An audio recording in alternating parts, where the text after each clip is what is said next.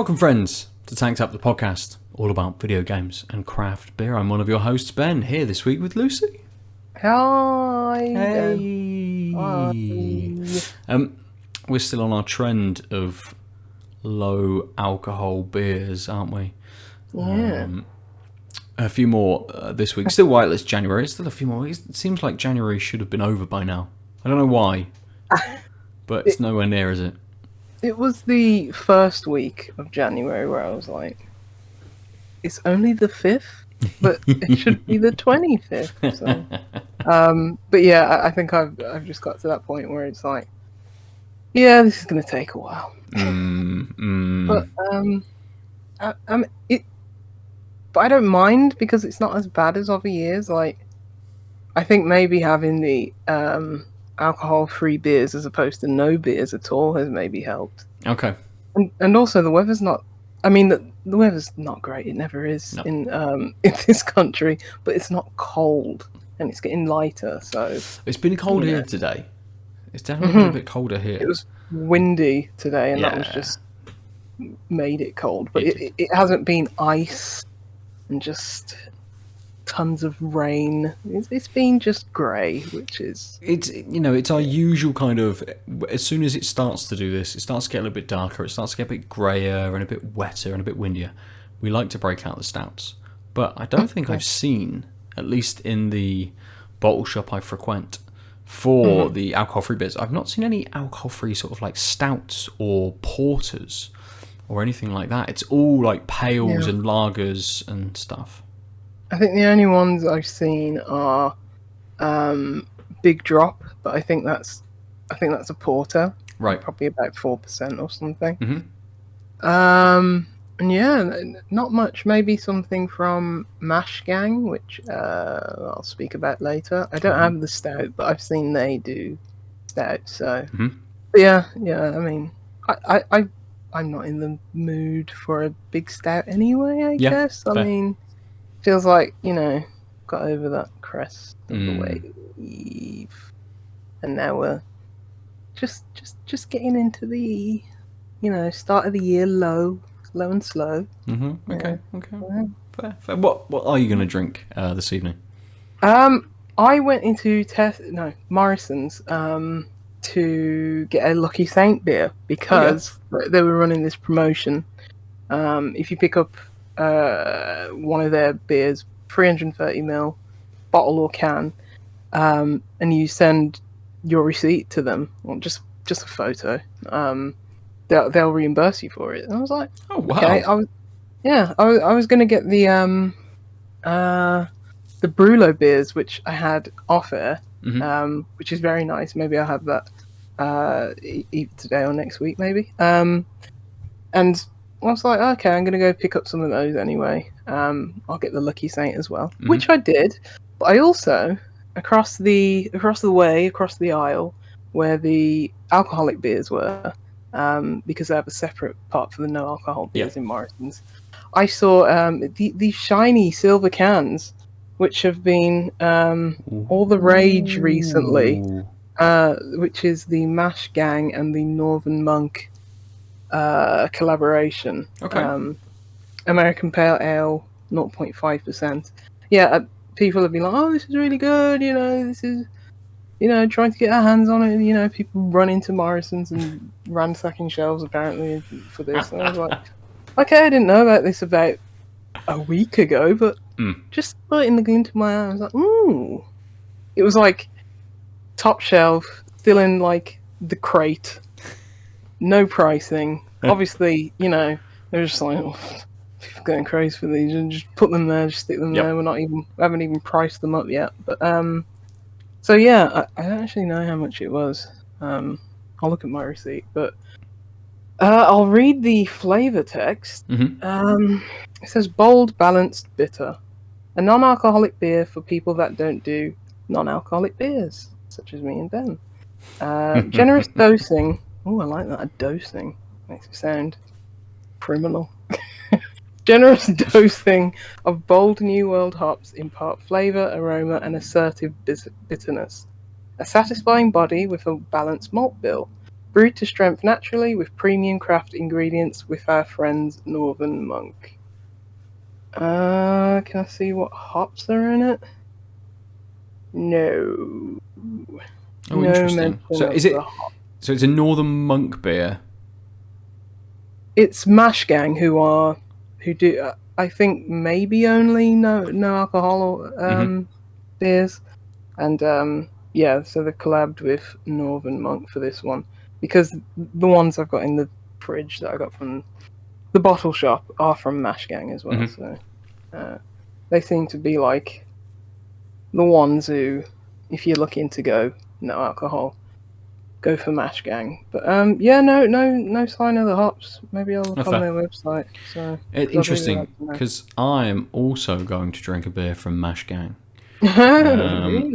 with a skeleton on it called Chug Life. Oh no, Chug Gold. I It's mean, called, not quite Chug Life. that's It's very a good. low alcohol XPA, an extra pale ale, so 0.5%. Chug is an XPA, and as such is restrained and minimal. But we thought, what's better than minimal? Lots more minimalism. Thicker, creamier, with a ludicrous hop dose, an XXXPA. Chug, but less chuggable. It does tell me the hops. It's got Eldorado Incognito and Nelson Sauvon T90. It's also got oats in as well, along with some rye and some wheat and some malted barley.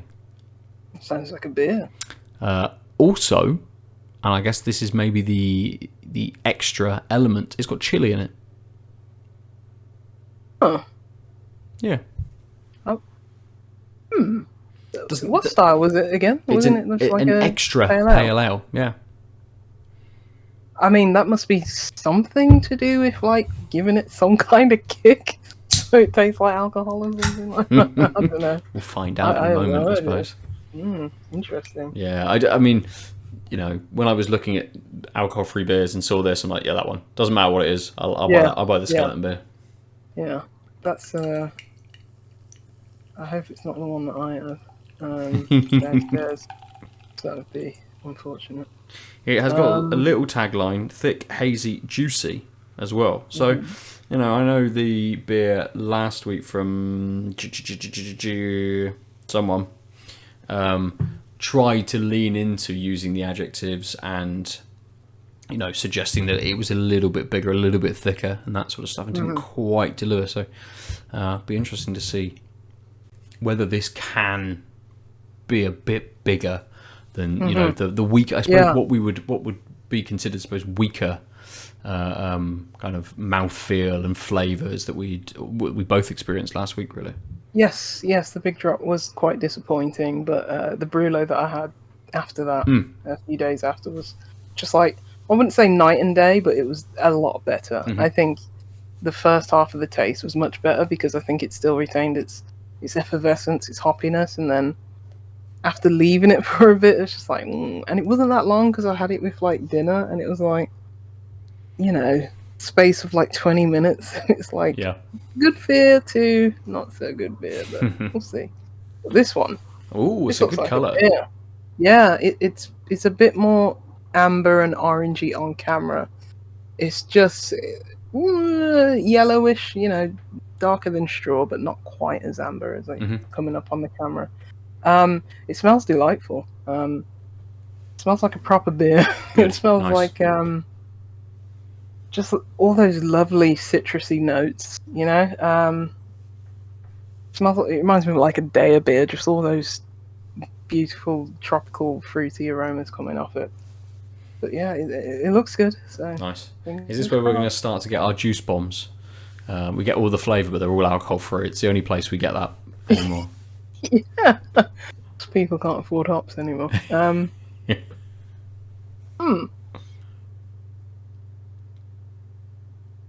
Doesn't quite have the body Okay. that I was looking for. It does have. I'd call it light bodied. I was thinking maybe could push some medium, but definitely light bodied. It's lighter than it looks, certainly.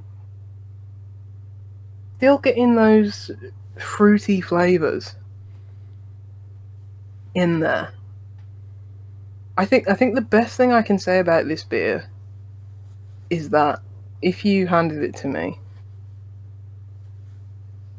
I would think it's just a below average alcoholic beer, Okay. which is the level we're dealing at with non-alcoholic beers, I feel. But Unfortunately, yes. yeah, but it's like, well, you know, maybe, you know, like a very, no, that's offensive. I was going to say a very, very light kernel beer, but their beers are way better than, even their light beers are fantastic. So,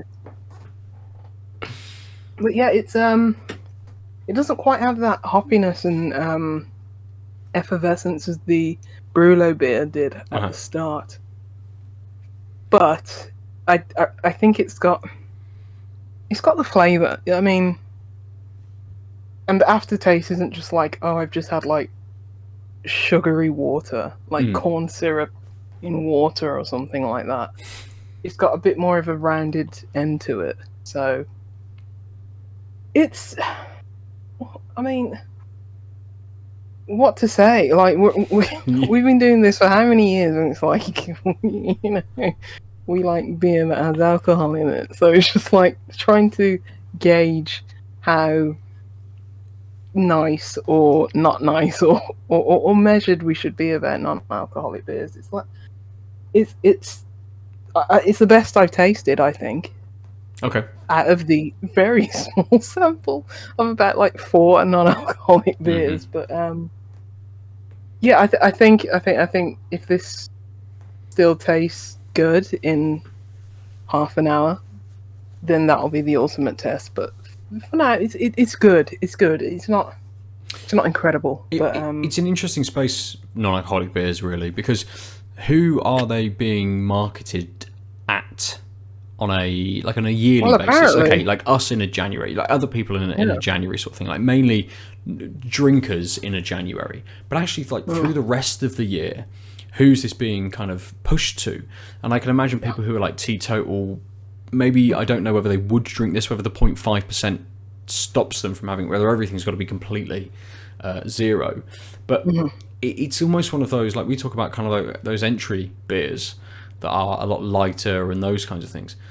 And whether this is, you know, something that is much more for, or at least they're trying to get these beers to beer drinkers who want something non-alcoholic on a weeknight or whatever, but still want to drink a beer, or whether it is aimed at a completely different market. So actually, as you're saying, you know, we're coming from the side of going, we love big beers, this isn't that, and going, well, yeah, it's not that, of course it's not. Yeah. I think that's the initial thing. I think once you had the first sip and it's like, okay, this isn't not the flavor I want from like even a beer with alcohol in it. This is not the, you know, the punch of flavor and the hoppiness and everything else to go with it. And then it's pretty, I guess it's more forgivable knowing that, okay, this is a non-alcoholic beer. It doesn't have all those things. It's let me down, but at least it's a non-alcoholic beer, so I can sort of reconcile that in my mind. Yeah. But so yeah, I think once I get down to that, okay, this is a non-alcoholic beer, it's quite good. It's nice. It's nice. The flavor isn't, you know, have that kind of like artificial kind of weird syrupy taste at the end, just you know, sugar water, like sugar water. some like weird bottled Lucozade or something like that. You know what I mean? Just like fair. This'll give you energy because we just put weird adjuncts and sugars and all those things that end in OSE, like fructose and glucose and all this at the end. Yeah, this doesn't have that kind of off-putting aftertaste. It's much more of a rounded end to it, and nice. I think I've waffled enough. I think it's good. It's good. The taste that I have ongoing is pleasant. So yeah. Fair. Well, for the other mash gang, for Chug Gold, it's got oats in it. We were talking about oats being in some of these beers last week to try and give them a little bit more of a thick creaminess. This has got, again, lovely nose, really nice. juicy, fruity. It is like, it's not big, it's quite light, but it is a nice nose, and it's kind of a bit more straw in colour than the camera shows. A bit fizzy. Head went really quickly. Yeah, so they've nailed the aroma, and the head kind of like stayed on mine, which is quite impressive, to be honest. It's like just a slight film of head that's still on it, so yeah. But the taste, Ben. This is. I'm going to kind of echo your thoughts. I think with this, it does taste like a beer. It's got a little bit of kind of maybe a bit more on the light stone fruit kind of side, a little bit more kind of peach to it. Yes. But it leans then, and I imagine it's that inclusion of chili, it wants to have a bitterness to it. It absolutely is trying to get me there so much. And it does have a little bit of a tingle on the tongue from a little bit of extra carbonation, a touch of a kind of, we have that sort of like that smoky kind of bitterness. Got a touch of that, which is all coming from the chili, I would imagine. Yeah.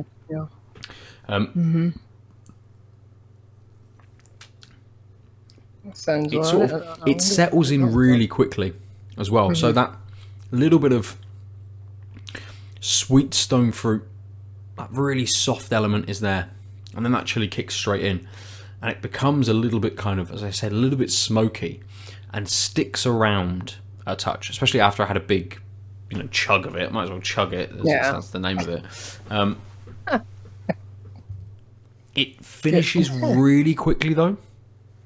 So when we have some lovely big piney, smoky, chili infused kinds of beers, they stick around in their flavour. Yeah. You can sit here, and even if they dry you out, you can chat for 5 minutes without having a sip because it just stays with you. This just disappears. And I think that's maybe part of the you can sit here and chug a 0.5% beer. It doesn't matter, but you want to sit and savour it a little bit, even if it's at that lower thing. I'm not sat here nailing 5% beers for any reason. What would be the point? Yeah. But that's kind of what these and all of the beers are, so kind of lacking in that longer finish. That it just sort of, it's like oh. Yeah, because the start of the taste on this beer, it's like, ooh, you're gonna give me what I want, and then yes, it's that abrupt finish that comes maybe 3 or 4 seconds longer. Not seconds. Let's say 2 seconds quicker than you want it to. Yeah. And then you're left with like slightly wishy-washy ending, but it's a shame, but it is what it is, I suppose. It's the devil we're dealing with right now. Unfortunately, yes. Yeah, I mean, I haven't, as I say, I think it's good because it's like I bought 4 of these and I will drink them. It's not like the big drop where I'm like, this will sit in a corner for maybe the rest of time. The mash gang I will drink, and it's like I don't know if it's a change of psychology or the way I'm thinking, but I don't feel like I've needed a beer. You know what I mean? Like I haven't missed it so far, and maybe this has contributed to that. Because I guess 2 years ago when I did it that January, probably missed it more than I am now. So maybe it works. Maybe the science works. Maybe it's like, would you rather have this or nothing? And maybe sometimes you'd rather have nothing. But I'm gonna have a beer next week because I want to go to North's tap room, so which I haven't been to yet. So So I want to do that. So Are you? Is it a new tap room by you, or are you off to Leeds for the day? oh no, Weekend? no, they opened one in the city centre in Oh, Birmingham. nice. Yeah, it looks nice. And hopefully, like, everyone's doing Drynuary or whatever, and it'll be empty. That's what I'm really hoping for. I wanted to, it's like everyone's excited. There's a new place for all these. It's literally where I used to work, so I can't really say anything. Okay. But all these, corporate arseholes All the and yuppies, bankers mate. and stuff. Yeah. Yeah, it's all the yuppies. All right, mate. I like your new shoes. Yes. Sorry. Not how I expected the yuppie to sound, but yeah. Christian Bale and everybody else is just like, I'll just wait until they're gone. All drinking their nanny state and. Yes. We're like, oh, this is, why is it hazy? Yeah, just. I did. I missed out on a work social this evening. They got together at sort of 5 o'clock. Came off site to do stuff, but they were going to the pub. But half of the team are doing dry January, and one of Chris, who'd organised it, put in the chat the pub that they're going to. He put in their list of beers, and they had, I think, 4 alcohol-free beers. One was one was Nanny State, which is it's BrewDog, isn't it? It proliferates almost everything. One nasty. it is nasty. Let's have a look. It's right there. It is. So yeah, one was there's a beer Moretti, 0% beer Moretti, Nanny State, Bristol Beer Factory's Clearhead, which is a nice beer. Very very light. They seem to have done that one quite well. Maybe I'll try and get that one for the podcast. But I have had that one before. And then Adnam's Ghost Ship. They do a 0% version of that, which Chris sent almost the message immediately saying that it tastes like shit.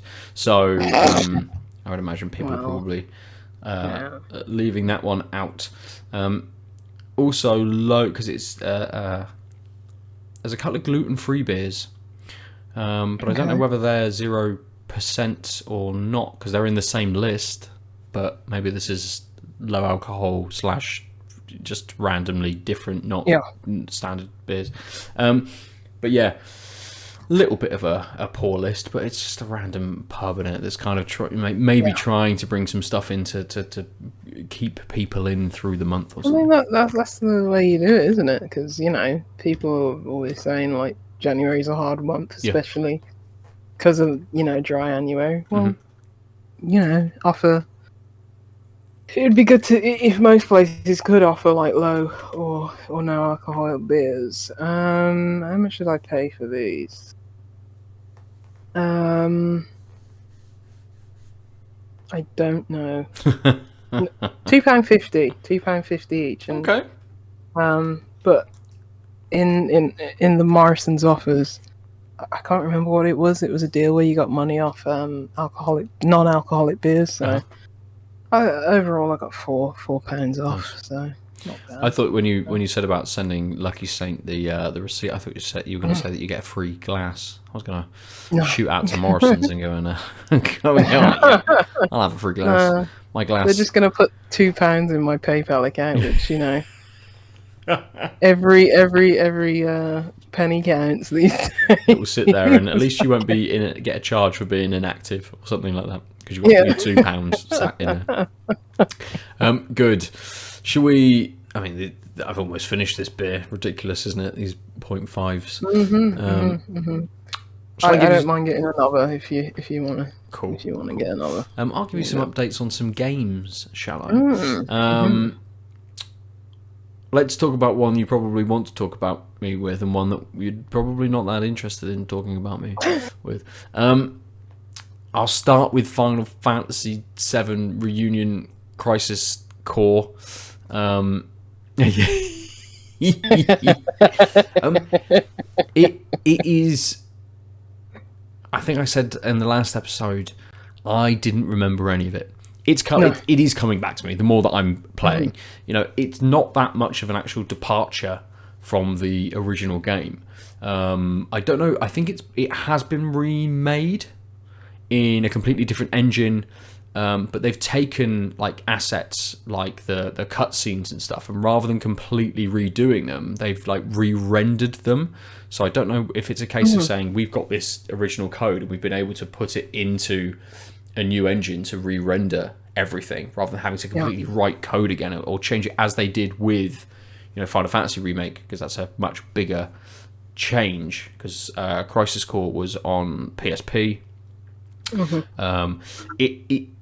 You're kind of one character running around, and when you come into combat, you are only that one character. It's not like a Final Fantasy game where you're kind of going through parties and choosing, you know, as the original Final Fantasy VII was, and those original Final Fantasy games, where you're going through menus to choose all of your things. It's an action game, basically. So you're kind of holding down one of the shoulder buttons and pressing the face buttons to do like your magic or special attacks or different actions and things. There's like a roulette wheel that when you pick up things like summon that constantly goes during a battle, and it might just pop up that a summon appears, and then you can press a button to allow that to come. You kind of dodge or you block, and you know, it's very light in being an action game.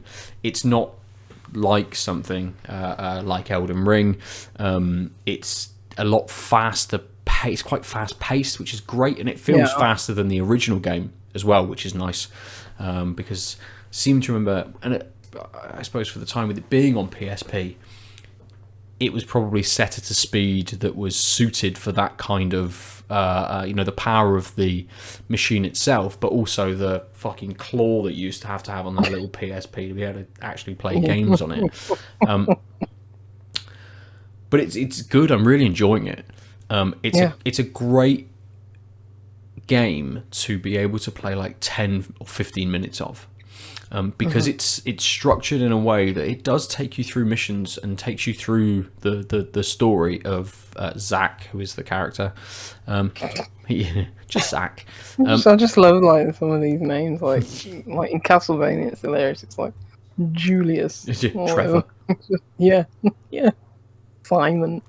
Yeah, it'll be like the next Castlevania would just be like Scott or something really sort of, you know. Daryl. It's one of those games that there's probably about a 10-hour story in this, but it's kind of it's not kind of continuous. You know, Final Fantasy is normally like, do this story part, have some battles, do this story part, have some battles, go here, explore a little bit, do this story part, have some battles. This game's kind of do some story bit, just hang out a little bit if you want to. Like there's no rush. There's kind of, you know, you can go and explore the town a bit, or you can go and do sort of, you know, a couple of things. And one of the things that keeps me coming back is that there's missions. So whilst you're not running through the main storyline, you can go to a save point and start up a mission. And they're really short. They might take you like 5 minutes. And a mission will consist of just a pre-generated map. You run around it, you battle some things, and there's a boss at the end. Done. And you might get an item which you can equip, or materia, or some potions or some shit for beating the boss or getting to the end of it, basically. And they're really good because it allows me sort of, I'm getting kind of like a half an hour to an hour slot first thing in the morning, you know, I'm up at 5:30 and going, cool, let's just put some fucking Crisis Core on for an hour. And you know, I can pause it, and I can just attend to the kids if I need to. How novel, pausing a video game. I know, exactly. Yeah. But it's holding me and dragging me through. And I think I might have got to a point that I'm further than I did in the original PSP release. Because I played it, but I probably only played about 5 hours of that original PSP game. Because it wasn't mine, it's my brother's. So I was with him for a weekend, and I think I just played that for a weekend I was with him. So I'm maybe about 8 or 9 hours in, I think, now. How long is it? So I think Should we look on how long let's it have a is? look. Yeah, let's have a look. I Yeah. think there's probably like a solid 10 or 12 hour story in there. If you didn't worry about any of the extra missions or going exploring and all that sort of stuff, you just went and did the mainline stuff. Okay, so is it Crisis Core Final Fantasy VII Reunion? Yes. Okay, not Yeah. Crisis Core Final Fantasy. At 13 hours, it says. Okay. How long to beat? Okay. Yeah. So it's like maybe Yeah, so maybe pretty twice that if solid, you're doing yeah. all of the extra bits and missions and stuff, like 20, That's- 25. That's how long games should be. Mm. JRPGs especially. Yeah. No longer than 13 hours. I mean, it's a really interesting one because you can see the basis for how Final Fantasy changed and moved or departed from like what 7, 8 and 9 had been, then 10 and 12 had been, and then the jump to the to Final Fantasy 13 and the Lightning kind of trilogy, and how that's a bit more action based. You can see where that's kind of come from with Crisis Core. Crisis Core being a PSP exclusive, starting off as a very much a side kind of game. So yeah, it's nice to kind of revisit that and sort of go back a bit with it being changed for a modern kind of play style a little. So very much. Unfortunately, I have nothing to add because I don't know what this game is. Even you explain it, I don't know what it is. It's the Final Fantasies, Lucy. It's not a normal Final Fantasy, it's an extra Final Fantasy. There's enough already. If even the Final Fantasies weren't the Final Fantasies, there's all these side Final Fantasies as well. When is going to be the final Final Fantasy? Square Enix, mate, never. Well, you know what? They might just implode after they double down on NFTs. So who knows? Well, I'm so interested in Final Fantasy 16, which is coming out like this year, I think. The next mainline entry. Not coming out this year. Like, let's It be looks real. really like, I don't know, from the stuff I've seen there, I'm sure it's going to be end of this year, but might not be. Maybe, you know, like Q2 next year or something like that. But all of this chat about doubling down on NFTs and the blockchain, all of this sort of stuff, which they've, you know, what's his face gave at the start of last year and then reiterated again at the start of this year in his kind of address to everybody. It's like, okay, sure. All of the like franchises, like think how big Tomb Raider is, and you just let all of those kinds of things go. Do they still have to? Do they still actually own the IP of Tomb Raider, or did that go with the sale? No, So it's it's like if you want to start doing NFTs and shit like that, then surely using your most kind of familiar and known franchises would, the kind of. I mean, Lara Croft's been fucked so many times. She might as well be an NFT now, isn't she? So. Yeah, I want more Tomb Raider. I mean, I think it's been just about long enough where it's like, yeah, I want another one. I like Tomb Raider. Yeah, absolutely. Games are good, and it's like, what is it? Is it Angel of Darkness? Is that the? Yes, the Angel of Darkness, which is. Is that a PS2 game? Yeah, I played it on PC. Okay. Everyone doesn't like it, but I think it's like got the best starting area of like any Tomb Raider because it's like seedy Paris. Nice. It's very evocative. Very. Yeah. I like that game. Nice. I don't think I've played that one. Broken in so many ways. You watch a speedrun of it, it's hilarious. Yeah. People just like walk through an elevator and just go right to the end of the game. It's just like but yeah, it's bad, but it's good bad. Like the films. Which are actually just bad. Anyway, I haven't played anything this week. I haven't even gone back to Potion Craft, so Okay. Spare time I've been getting, I've just been watching GDQ. So yes, what else have you been playing then, Ben? So the only other thing is more Elden Ring as well. I think I did mention in the last episode it was probably Crisis Core and Elden Ring would take up most of my month. And again, if I've got in, I'm kind of 8 hours in Crisis Core, so another 8 hours to finish it is probably over the next 2 weeks. That will see me out. I think I'm probably similar in Elden Ring as well, maybe around 7 or 8 hours. Okay, that's very early still. Yes, yeah, very early. As we were kind of talking off air before we started, I beat Margit, and Pretty good for only 7 hours in. well, I know I said I would try and fight them, and I hadn't done much exploration and that sort of stuff, and I did try and fight them, and I got absolutely whooped. So I'm like, cool, I'll do some exploration then. And I've gone all around, the first kind of area, sort of. Have you? Well, have I? No. It's great because I'm kind of like, what's down here? Let's go. It's the mines. Cool. Let's go down the mines. Oh, I've got loads of smithing stones. Excellent. Now my big fucking katana is now +3. Perfect. Which helps.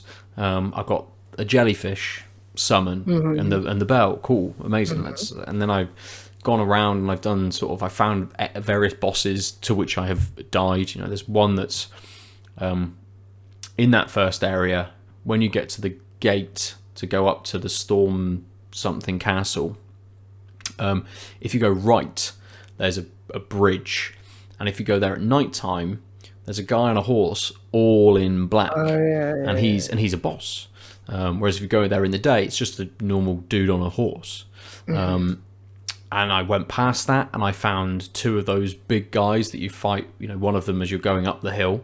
2 of them pulling this giant, like, coffin type cart behind them. I'm not getting involved in that. I don't want any of that shit. I'm gonna leave them there. And then I discovered some woods that had some giant bears in that killed me in like 2 hits. I'm like, cool, I won't go over there anymore. I'll go off in this direction instead. So it's nuts, absolutely nuts how much there is in that game. It gets to the point where it's just like, okay, this is just overwhelming, and then I stop playing it.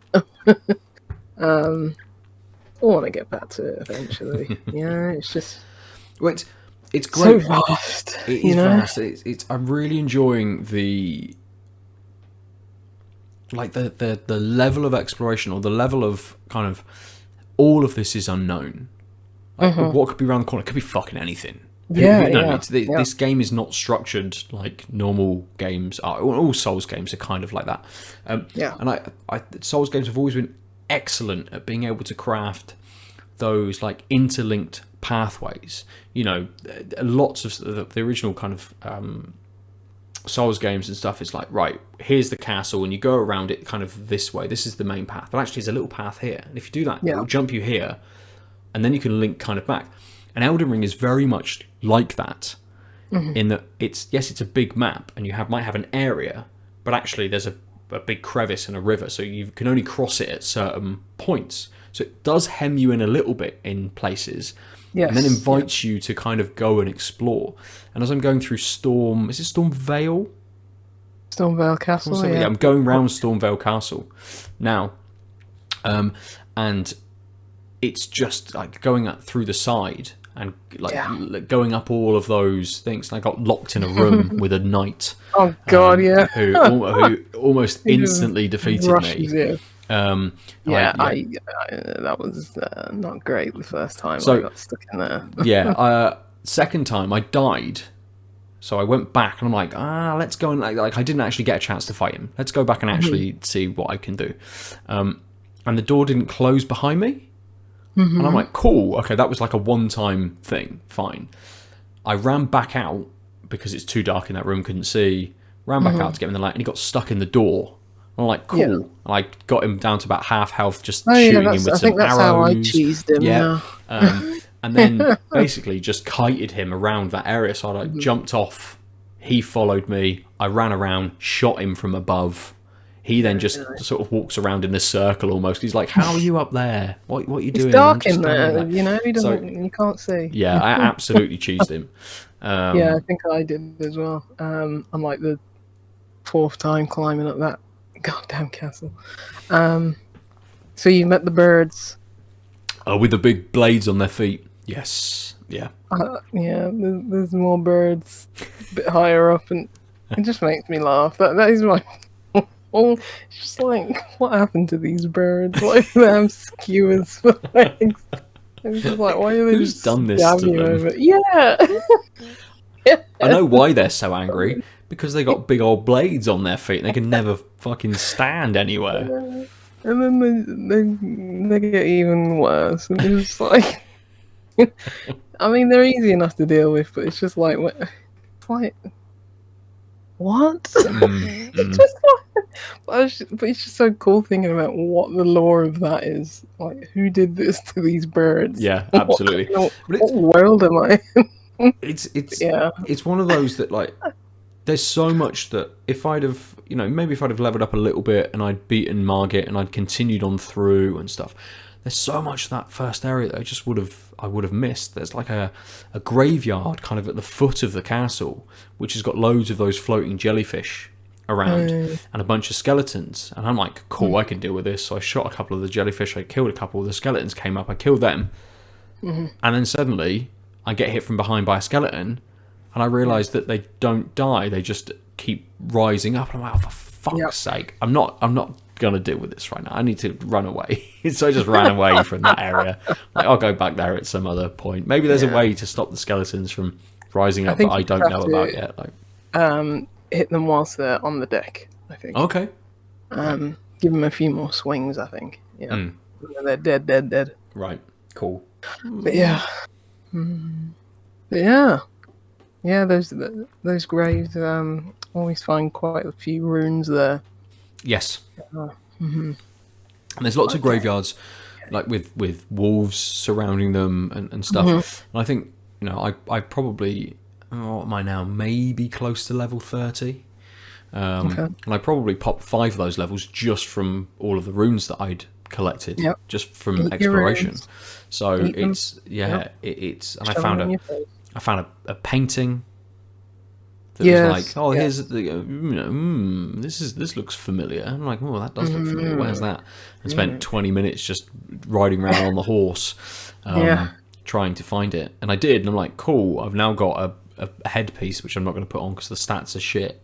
I wonder whether this, there's obviously some kind of costume thing that it kind of relates to. So that's the thing about that game. It's like you go through all these dungeons. You spend like an hour in a dungeon or something like that, and it's like you don't even care what the loot is afterwards. It's like, okay, it's a level 2 sword. It's like, yep.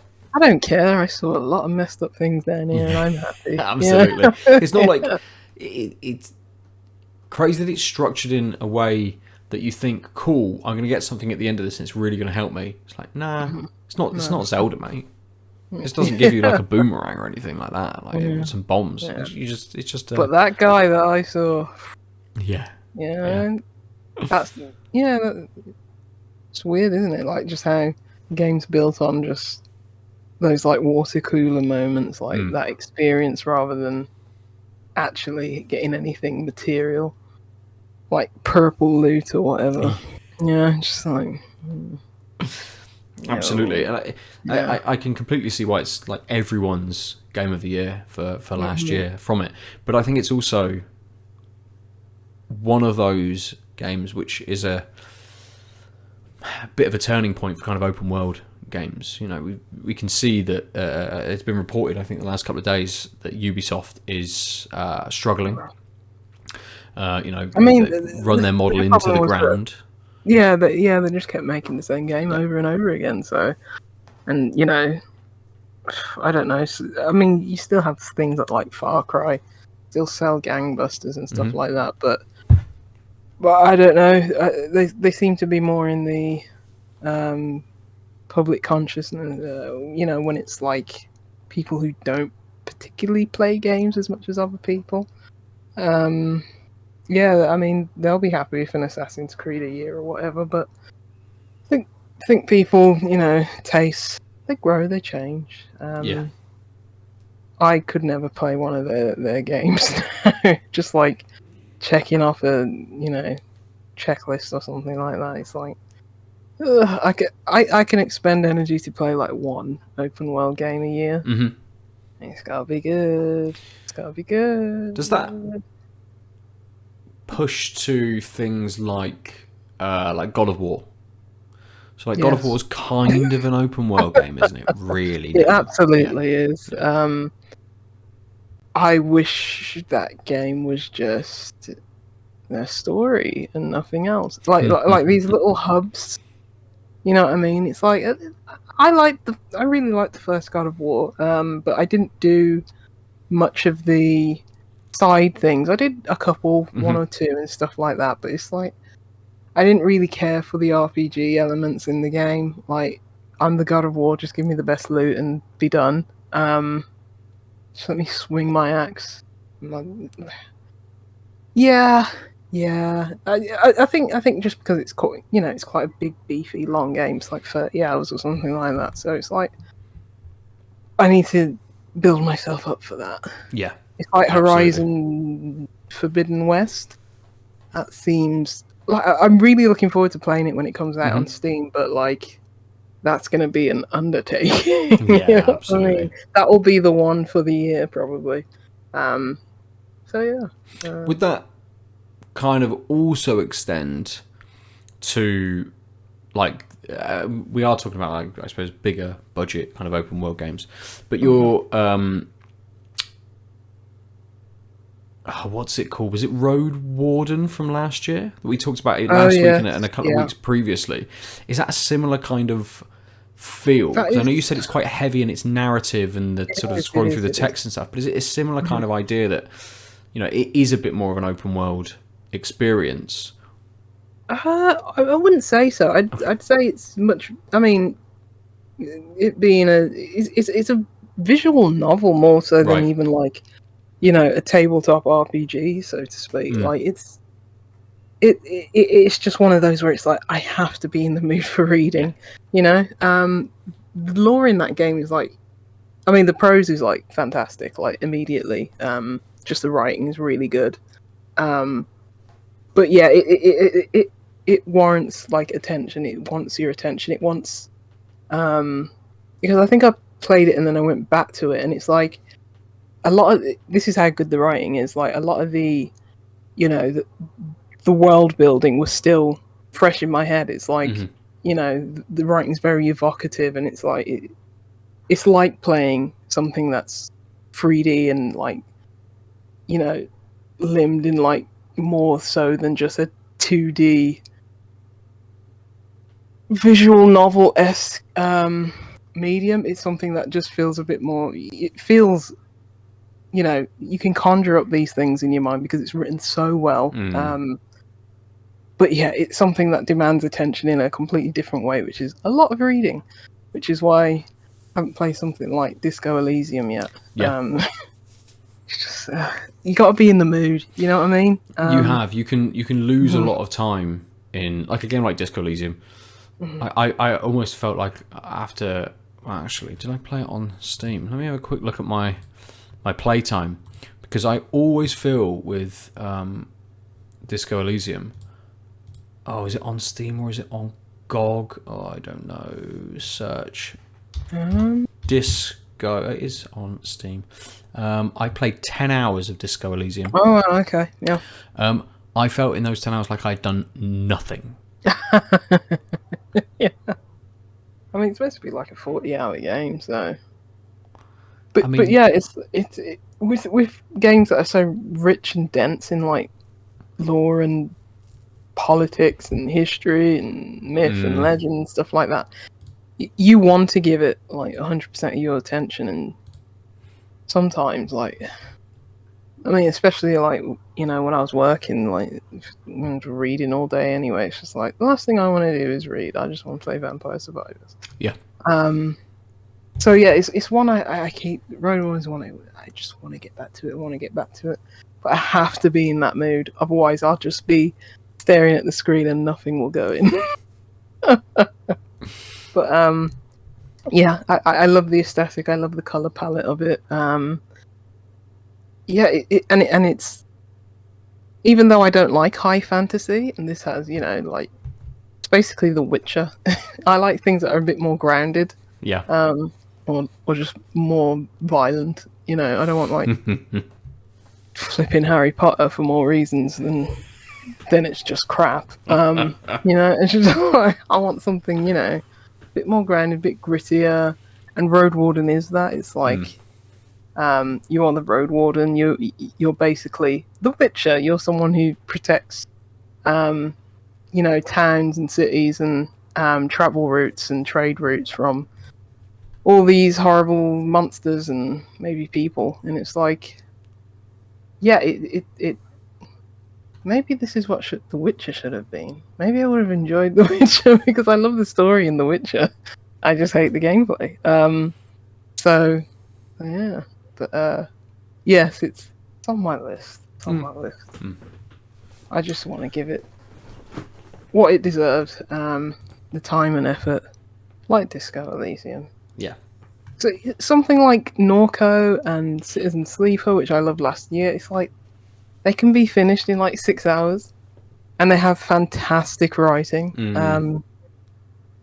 So yeah, not everything has to be.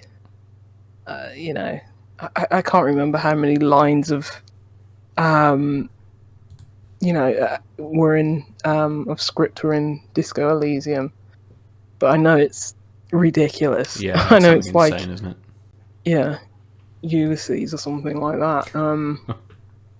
But I think having because they patched it with their definitive edition or whatever, isn't it, with voice acting, so maybe that'll be a bit easier to go back to. Yeah. Yeah, fair. Yeah. Nice. Should we round it out there for this episode? Nice, short and sharp for this week. Did you have any final thoughts on your beer? Have you finished it? No, I've still got a little bit left. I'll say this like last week.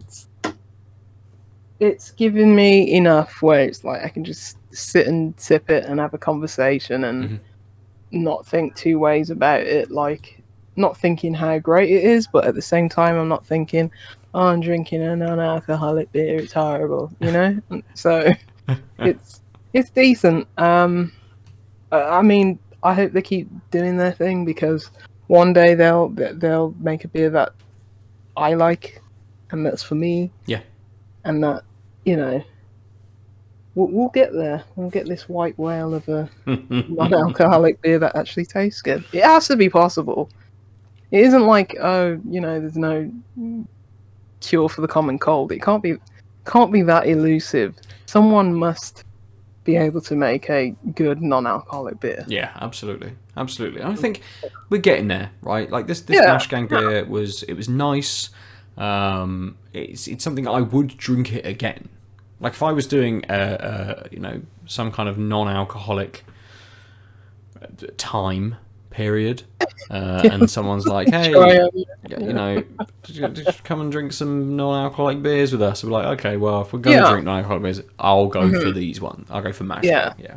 Say if, you know, I fall upon hard times, become an alcoholic, and then get off the wagon, I say, Ben, you know, I'm here on my non-alcoholic beers, and I really want you to join in. Yep, absolutely, exactly. Yeah. This wouldn't be the worst.